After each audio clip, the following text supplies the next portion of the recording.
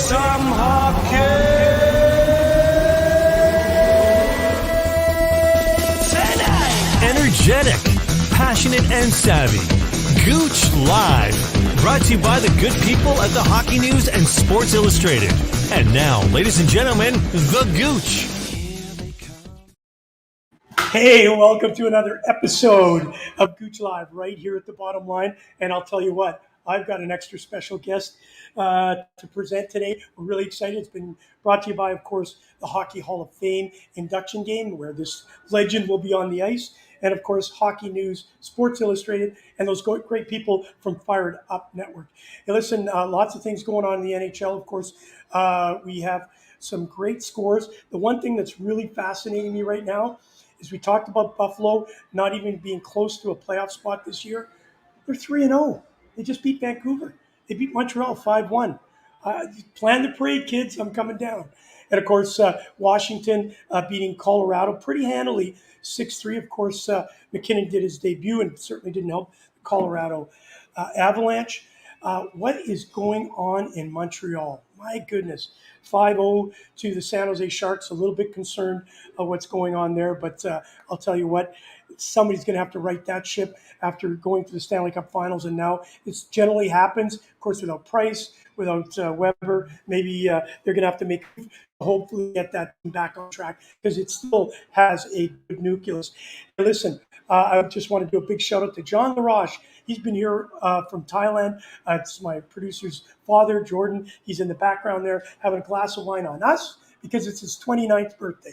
Yes, it is. Johnny, happy 29th. I don't know if you're 50 or 60, doesn't matter. You're 29 today. Thanks for being a part of it. All right, ladies and gentlemen, boys and girls, get ready. This guy is entertainment pure, not only on the ice, but off the ice. Ladies and gentlemen, the one and only Al Iafrate. Hey there. How are you doing? I'm doing fantastic, big. How are you doing? Everything's great here in Detroit. Borders open. It started going back to Canada a little bit, so It's been great. Yeah. Well, we're going to see you up here in a couple of weeks, which is going to be really exciting. But we were off camera. We were talking. I said, hey, Al, what do you do? And I loved your answer. It was absolutely priceless. If you don't mind, I'm going to steal it. Oh, okay. Being Al and so I'm going to being the Gouche. That's what I do for a living.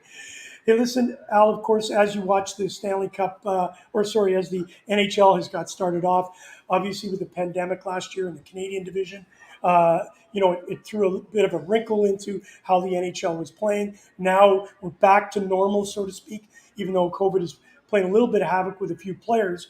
I'd like to get your impression right now on your thoughts on the start of the season for 21-22. I mean, all things considered, I think it's a great start. The pandemics, lasted, I think, longer than a lot of people thought it would, and probably not as long as other people think it's gonna. So it's one of those things where there's, a lot being learned. So they're kind of, learning and making adjustments as they go. And when it comes to planning an NHL schedule, with all the different stoppages that can happen and all the precautions and regulations you got to follow, it's quite a task to have to do. And, I think I think the start's been great. And, I think it's entertainment, right? And I think people who perform miss performing just as much, if not more, than the people that love seeing performers, right? So it's like the first couple concerts I went to when things opened up this past summer. It was like you could tell the guys and girls and bands were excited to be back doing what they love doing. And, I'm sure it's no different for these young athletes that have committed their whole life to, where they are. And then there's guys whose careers are in the end and, haven't won a cup or want to win another cup or, all different scenarios. So it's a lot going on. And, I think for all things considered, it's been good. Hey, listen, Al, you played for the Toronto Maple Leafs, Washington Capitals, San Jose Sharks, and the Boston Bruins, all legendary teams. Talk to us a little bit about then and now. You know, you had a career high of 25 goals, 41 assists for 66 points for the Washington Capitals in 1993, 94, and you played with some of the greats. You were able to see some of the greats go through their careers as yourself. Talk to me a little bit about what you're seeing now. You know, the McDavids, the Matthews, the McKinnons. It's like the three M&Ms. Talk to us about the difference from then and now. What do you see the transition of the game is all about? Yeah, it's a great question. I think every era of hockey has its aspects of that particular era that people love, and then there's people are that dislike some of the aspects. And I think it's every era. It's just as common as it is in a previous era for people not to like certain parts of the game. And I just try to appreciate whatever the greatest part of the game that's being marketed. And right now it's the whole speed thing, which is a great thing because that was a big part of my game. I love the speed aspect of hockey. And having said that, back when even when I was retiring, the goaltending, even how athletic the goalies are, is a lot more so than Yeah. 20 years ago. Even when I was retiring, it's just amazing how the positions have advanced through equipment and training. Well, just think about that for a second. Obviously, you were drafted fourth overall by the Toronto Maple Leafs. Goalies had those Hockey Hall of Fame brown pads, and you had a shot that went 105.2 miles per hour at the 1993 NHL All-Star Game. Do you think it hurt? Like today with those pads are so light and they're all synthetic. In the old days, they were made with horse feathers or horse hair. At 105, that's a record, Al. As you know, I don't have to remind you, but remind everybody that's listening. It held for 16 years, and it only took Zdeno Chara to break that 16-year record. How many goalies do you think you hurt? Um, I tried to miss them, so I probably not too many. I'm sure a few of them. I didn't really shoot high a lot, so I don't think Yeah. many of them um, got a sore hand. My shot was low stick side because I was a lefty, so you got a big advantage on that shot if you're left-handed, and the goalie is a traditional, righty. But Hey, um, listen. oh, go ahead. No, sorry. Continue, Oh, please. yeah, but the pads, like you said, they were stuffed with like rabbit fur or something, and then they put like mink oil on them to make them waterproof, which probably made them even more heavy. And like each pad weighed like 20 pounds, and there's no way that had a stop the shock of a puck going 105 miles an hour very, very much. That's why all the goalies and all the players had all the white cotton in between their underwear and the pads That's back right. then because you needed that little extra padding. Listen, we've got some comments coming in here. One, of course, is great to see Ron Hughes all the way from Brisbane joining. He's a big Iafrate fan. Thank you for joining us, Ronnie. And I know John LaRoche, it's his birthday today, so happy birthday, John. Thank you for joining us. Al Iafrate is amazing, no question. Chris Eva Evans. I really enjoyed watching Al, number 33, playing at the Maple Leaf Gardens. I saw him live many times. I got the chance to see you live, but it was in a charity game. We played a couple times together, and you're still a stud. This was only a few years ago when we were playing. I think it was in the Alzheimer's. I can't remember the name. The Baycrest. And you Oh and I were yeah. on the same team. We picked you up, and you were a stud. We had so much fun. Not only that, a great hockey player, but more importantly, you're so personal in all your stories. We were in stitches the whole time, just listening to you tell some of those stories. Um, one of the things I wanted to say about your career is, you're a very talented player, 25 goals, as we mentioned, back in 93, 94.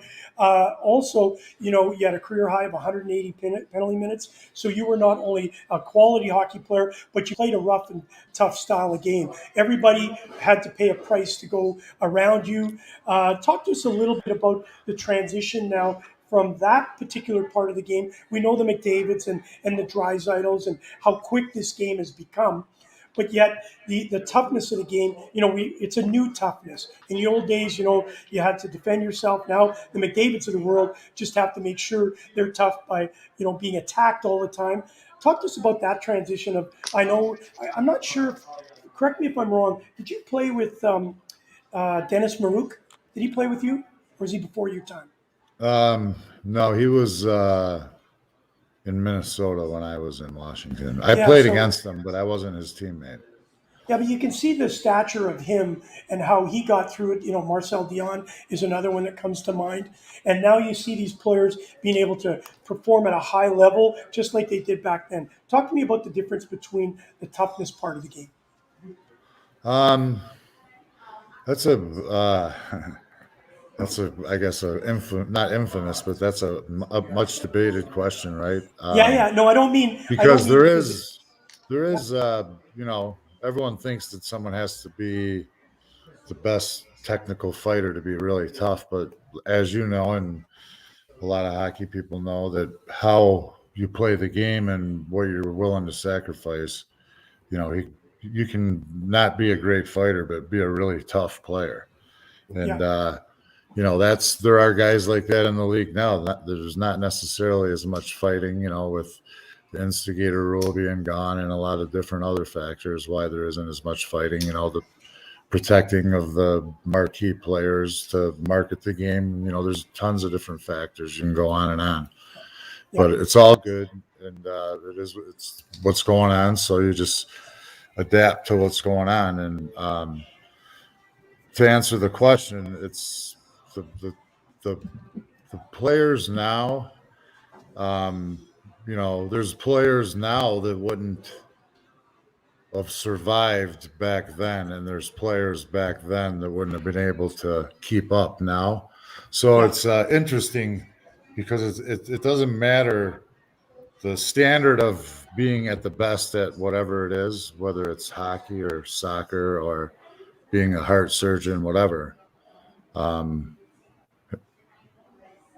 The standard of greatness is the same. It's like it's at the top. And just because it's a slower game or it was a more physical game, it doesn't change how hard it is to be great. So whatever it is that is the main focus of what people like about the game right now, we'll say it's the speed, in my opinion. I would say that that's what the focus is on, and that's what's great. Just like back in my day, it was probably the physical toughness of a team was a big indicator of how far they were going to go and how long they were going to last. And then when you threw the talent in there with it, like Edmonton in the 80s, or Detroit in the 90s, or New Jersey in the late 90s, early 2000s, it goes on and on, right? There's always the aspect of whether it's a tough fighting team or not, the team has to be a tough team, and as a team. Yeah, that's what I meant. I'm sorry, I apologize. The fighting part of it, we all know the difference from then and now. But guys, you hear people saying, "Oh, he's not that tough," and I meant that by, I wasn't a fighter. I didn't play a tough type of game. But when I got over Europe, I learned what tough was. Always being targeted and bumped and grinded and face wash and all that. So thank you for clarifying that for us to understand the difference between today and yesterday. Al, obviously, a big weekend's coming up here on November the 14th. Obviously, the 12th to the 14th. It's the Legends Classic. You're coming home. I know you love playing here. Obviously, in Toronto, it's going to be Team Niedermayer versus Team Medano, two greats.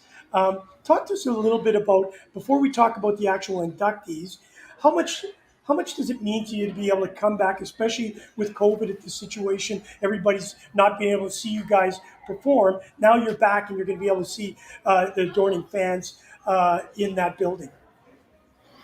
Oh, it's always an honor to get to play in that weekend. You obviously uh, the inductees, whoever they may be for whatever year, it's awesome to be part of it. And the ones that you've been to and the ones you get invited to, like this year, it's always one of them things where it's a great honor. And then you get to meet players that you watched play after you, or you didn't get to play again, or didn't get to ever play with, that played in the same era as you. And then you meet them at these games, and it's pretty fun because you get to joke about things that happened while you were playing back in the day, and vice versa. They get to joke with you about it. So it's just a great weekend. And then obviously honoring the inductees is always really special, because to get into the Hall of Fame is quite an honor. Well, I'm at the bottom line. Wayne Cowley runs a great ship here in the background there too. Dougie Gilmore's here, so we're really excited about presenting this every week at the bottom line.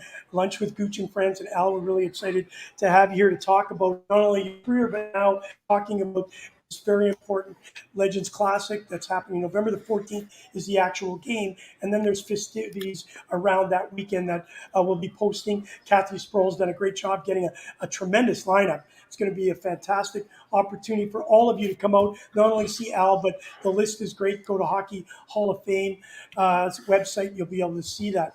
Here are the inductees.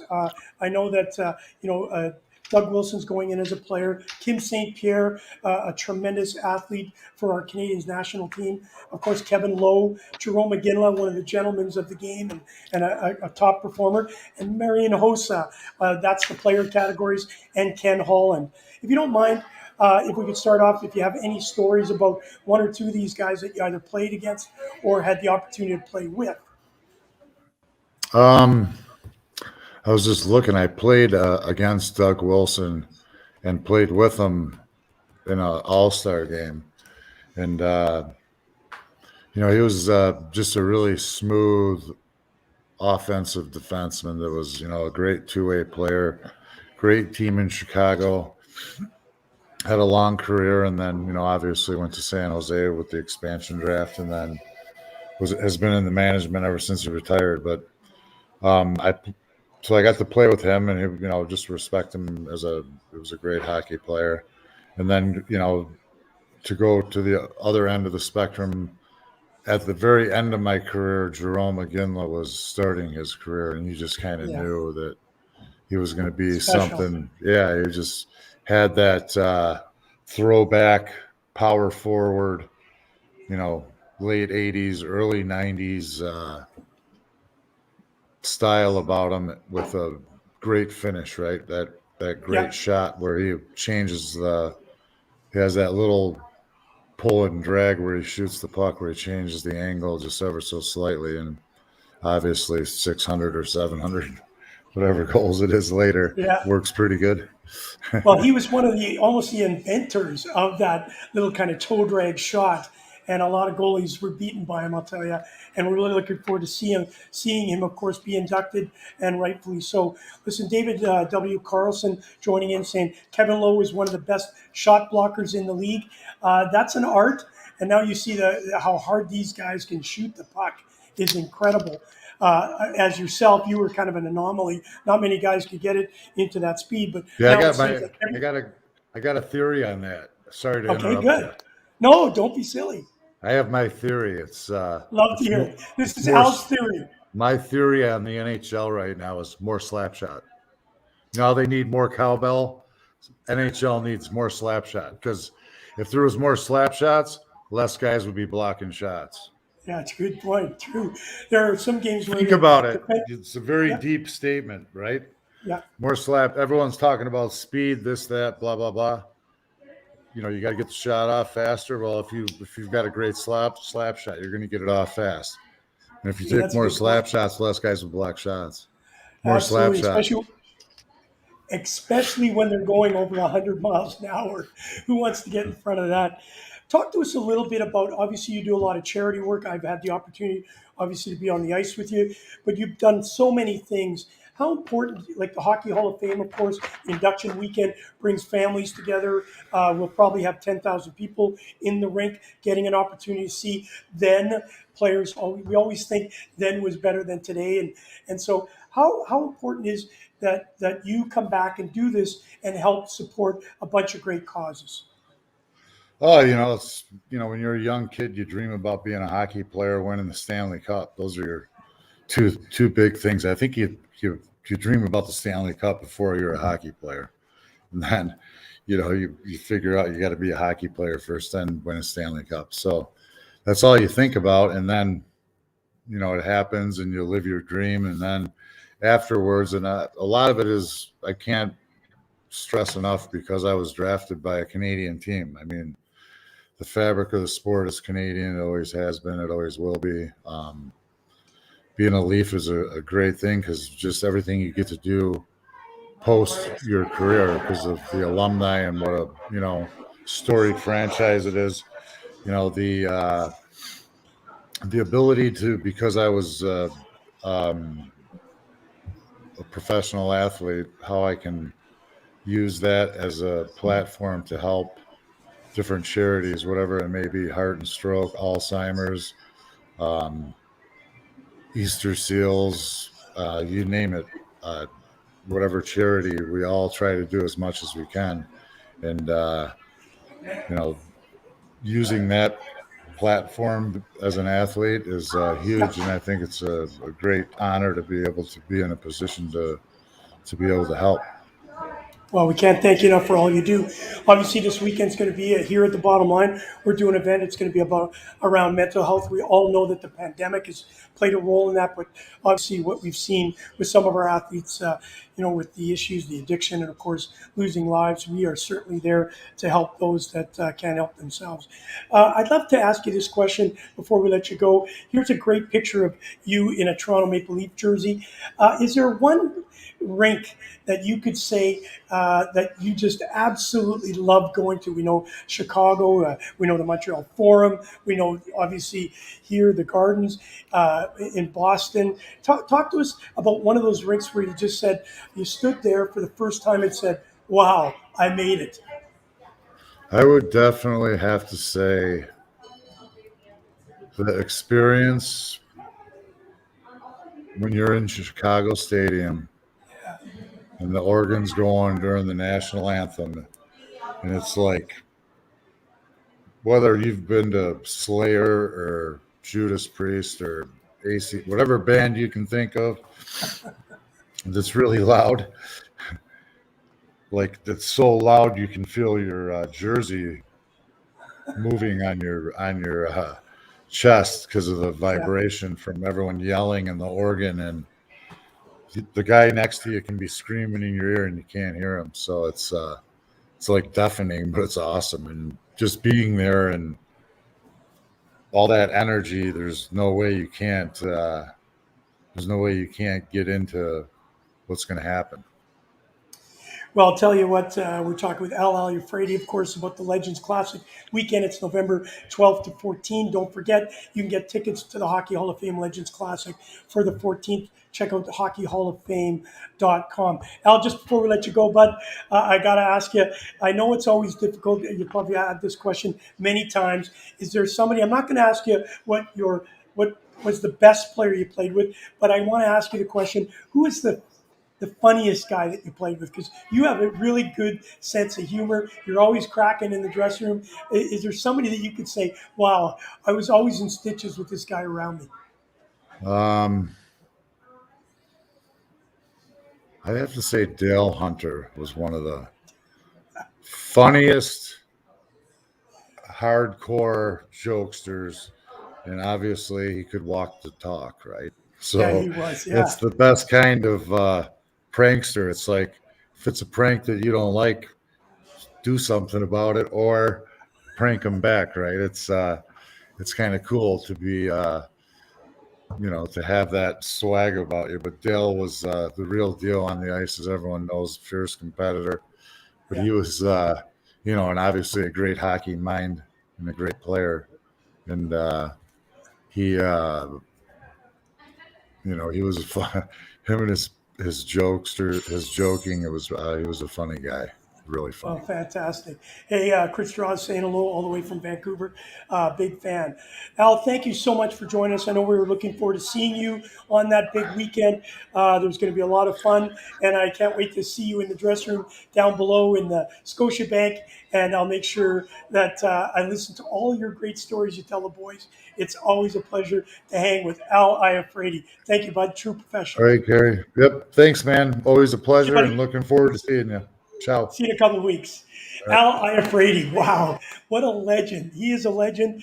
And listen, one of the great things that I get out of this is I actually get to meet, it's not bragging or anything, but I do get to meet a lot of these guys after their career. And I'll tell you what, Al Iafrate, I never saw him at his prime. I was playing over in Europe, but I'll tell you what, I saw him in his later stages of just recently retired. Wow, could that guy play? He's big, he's rugged. We all know him for his slap shot, but he had soft hands, as they say today, soft mitts. All right, I can't thank you enough for being with us today for lunch at the Bottom Line, brought to you by those good people at the Hockey News, Sports Illustrated, of course, Fired Up Network. And I want to say thank you to my producer, Jordan LaRoche, always there to do a great job and get the things up that we need. And his dad's birthday, we're going to go have some chicken wings on Wayne Cali here at the Bottom Line. Make sure you come down and check it out. Until next week. You've been listening to Gouche Live with your host, Kerry Goulet, better known as the Gouche, brought to you by the Hockey News and Sports Illustrated.